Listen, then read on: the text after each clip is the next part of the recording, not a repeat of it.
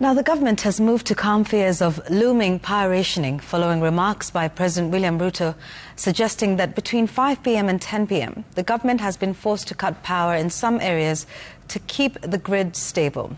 Principal Secretary for Energy Alex Wachira now says that Kenya has a sufficient supply of energy and that the president is only calling for increased generation to hasten industrialisation. Here's Jasmine Wamboe with that report. The story began in Doha, Qatar, when President Ruto attended the Second World Summit for Social Development.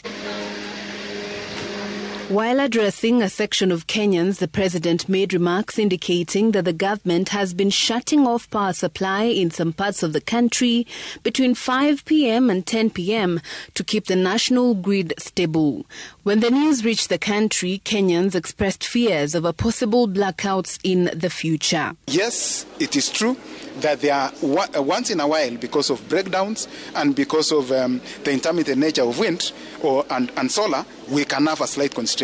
But over and large, we do have adequate power within the country, but the reserves are normally very thin. We don't have spinning reserve. What is spinning reserve? Spinning reserve is in case we have a plant that is out. In case today Lake Turkana has low wind output, we do not have a plant that can be able to inject the 300 megawatts instantly to ensure that we do not load shed.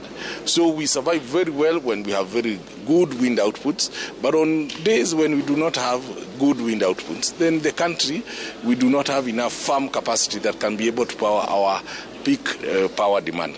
Since 2018, no new energy sources have been added to the national grid due to a power purchase agreement moratorium imposed by Parliament. The now famous moratorium was introduced as part of an effort to investigate the cost of power. And in the 7 years since, energy consumption has nearly outpaced generation. We need to start acting and acting fast. The issue of providing, say, a moratorium that blocks any new development, and we are sitting pretty under the perception that there is too much power in Kenya, is a misnomer and needs to be addressed. We need to increase. We need to look at LNG. We need to look at a nuclear power plant. We need to look at a high Grand Force dam so that we can be able to industrialize as a country. The push for new generation capacity is seen as crucial as the country continues to court global investors around the world to set up shop in the country. In terms of attracting the investors, it is very good for me to state that during the day, we have adequate generation. And it's only that window between around 6 and 10 p.m., which we are addressing, and I think the PS has answered to that.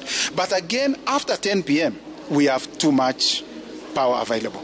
At the same time, Kenya Power is investing over 29 billion shillings into the grid to enhance redundancy and stability.